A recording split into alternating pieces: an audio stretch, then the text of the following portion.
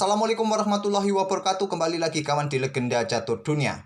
Sekarang kita bergeser ke turnamen online yang ada di chess.com Speed Chess Championship 2023 yang diikuti oleh pemain-pemain yang ahli dalam permainan cepat online kawan, seperti Nakamura, Magnus Carlsen. Kalau Nakamura ini kawan sudah 5 kali memenangkan event ini kawan.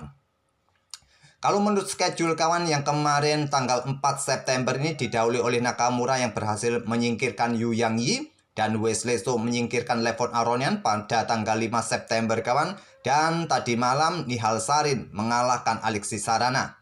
Baru besok kawan, Alireza Firoza akan berhadapan dengan Dimitri Andrikin. Kemudian akan disusul tanggal 10 ada Ding Liren versus Arjun Erigaisi. Hasilnya sebagai berikut kawan, yang coba akan kita ulas ini permainan Wesley So kawan, yang menyingkirkan Levon Aronian, menyingkirkan pemain kawakan. Yang cukup menarik ini kawan, Levon ini dihajar 5 kali berturut-turut sejak game ketiga sampai game ke-7 kawan. Baru pada game ke-12 pada permainan 3 menitan, Levon Aronian mendapatkan kemenangan. Di game ke-13 juga mendapatkan kemenangan. Dan di game ke-14 kalah kembali kawan. Dan kita akan ulas permainannya Wesley So pada game ketiga ini cukup menarik. Langsung kita ke papan analisis. Wesley So pegang putih mengawali dengan pembukaan pion menteri pion D4. Ada pion D5 Queen's Pawn Opening. Kuda F3 tidak lagi dengan Queen's Gambit kawan, tapi kuda F3 yang mungkin bisa berubah ke permainan London System, ataupun jika ada kuda F6 akan kita temui Tromboski kawan. Memilih dengan pion C6 terlebih dahulu dan London System dimainkan Wesley So. Ya, kebanyakan kuda F6 jadi pilihan kawan. Di sini terus pion E3, apakah gajah ini keluar ke peta F5, pion C3 kawan. Memilih menteri keluar ke peta B6 serang pion, menteri C1 backup pion, kemudian ada gajah G4 tekan kuda, malah ditantang untuk mensikat kudanya di peta F3 ini kawan, bermain dengan pion E3 nya tadi, dan pilihan terkuat langsung kawan sikat kuda F3. Memang harapan dari Wesley So untuk provokasi gajah sikat kudanya untuk mendapatkan lajur G semi terbuka. Memilih dengan pengembangan kuda F6, dan di sini coba backup kuda dengan pengembangan kuda B ke D2, gajah E2 merupakan pilihan terkuat agar struktur pion tidak rusak jika terjadi pertukaran di peta F3. Memilih dengan pion C4 dan masih sikat kuda kawan yang terkuat. Memilih pengembangan kuda B ke D7, dan di sini masih kuda ini harus di backup.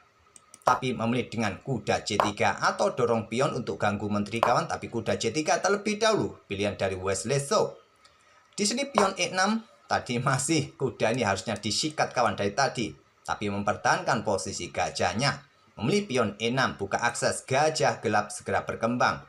Di sini dicegah dengan pion C5, dan di sini menteri mundur ke peta D8, baru di sini kuda menyingkir ke D2, dan ada opsi pion A5 bisa dilanjutkan oleh hitam menyisir permainan di sisi kiri kawan, ataupun gajah ini turun ke peta F5 mengawasi peta D3 dari aktivitas gajah terang, memilih serang gajah gelap kuda H5.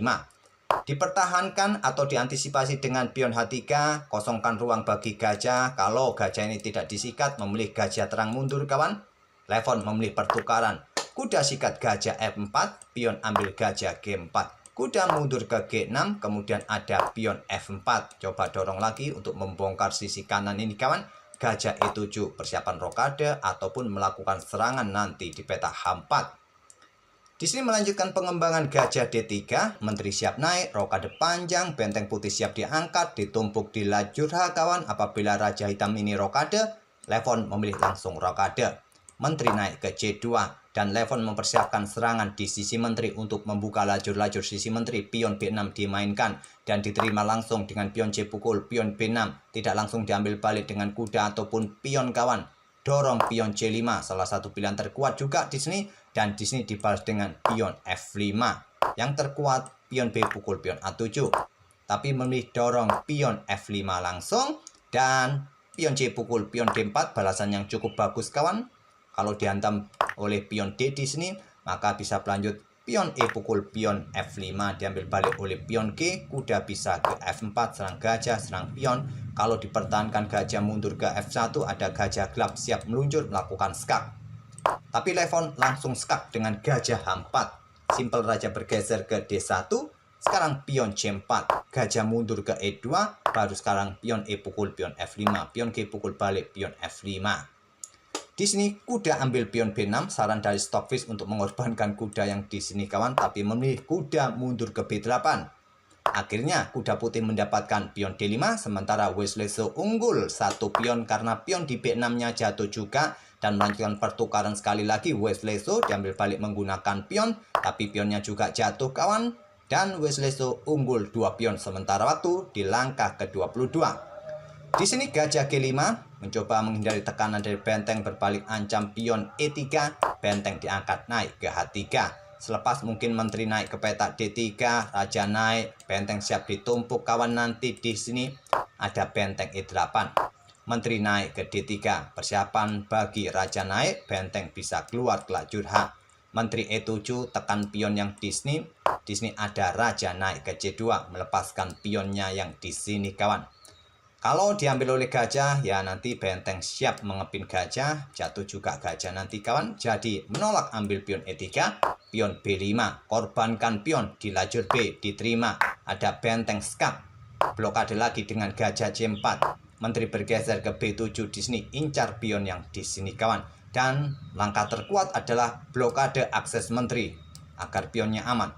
Tapi memilih dengan pion G4, dorong pion, memberikan kesempatan menteri meluncur ke petak G2.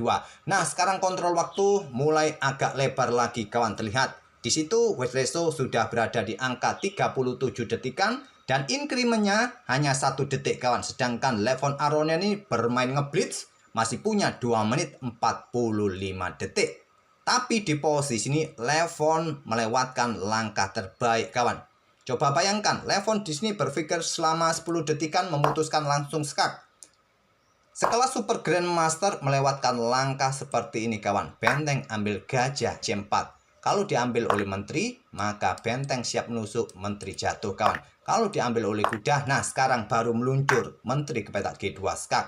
Benteng di sini jatuh kawan. Untung 1 perwira, tapi dia sudah kehilangan banyak pion kawan. Selisihnya 3 pion dan juga kuda ini posisinya sangat jelek. Permainan dirasa masih cukup seimbang juga dengan komposisi taktik tadi dengan langkah benteng sikat gajah. Langsung menteri G2. Benteng HA1 untuk coba backup saudaranya, langsung menyerang pion H7. Di sini pion H6. Raja bergeser ke B1, sekarang posisi raja putih cukup nyaman kawan. Sudah jauh dari ancaman kena pin. Benteng AB8, gajah mundur ke B3 untuk blokade tekanan di baris kedua bersama menteri ini kawan. Benteng E8 tekan pion. Di sini ada kuda C4, backup lebih posisi pionnya kawan dan mencoba menjebak menteri di sini.